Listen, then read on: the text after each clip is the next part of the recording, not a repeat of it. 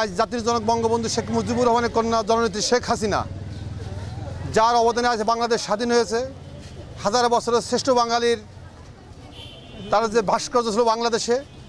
আমার কথা হচ্ছে যে মাননীয় প্রধানমন্ত্রী সে অন্যায় করতে পারে, কিন্তু আমার জাতির জনক বঙ্গবন্ধুর যার জন্য দেশ পেলাম, আজ সেই দেশের মানুষ তার ভাস্কর্য, তার ছবি আজ সেনাবাহিনীর লোক দেখছি, রাজাকার আলবদর আলশাম বিএনপির লোকে তার ছবি নামাইছে এবং তার জামাত শিবির এবং তার গলা জুতোর মালা পরাইছে।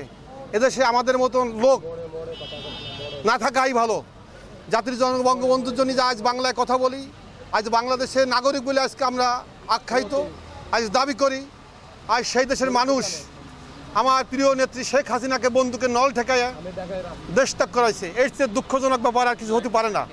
সেই দেশের কিছু কুচক্রী মহল, রাজাকার, ওই আমেরিকা দালালরা আজ তারা আজ আমার নেত্রীকে তাকে ষড়যন্ত্র করে আজ দেশের থেকে পদত্যাগে বাধ্য করাইছে। আমাদের মাননীয় জননেত্রী শেখ হাসিনা ওনাকে পদত্যাগে বাধ্য করায় বাংলাদেশ সেনাবাহিনীর প্রতি আমরা সবাই ক্ষুব্ধ, রাগ। এজন্য আমরা এখানে আন্দোলন করছি। জামাত বিএনপি যেরকম ছাত্র নেতা নামাইছে, আমাদের আওয়ামী লীগ থেকেও ছাত্ররা নামবে ইনশাআল্লাহ। আওয়ামী লীগ থেকেও ছাত্ররা নামবে। রক্ত যখন দিয়েছি রক্ত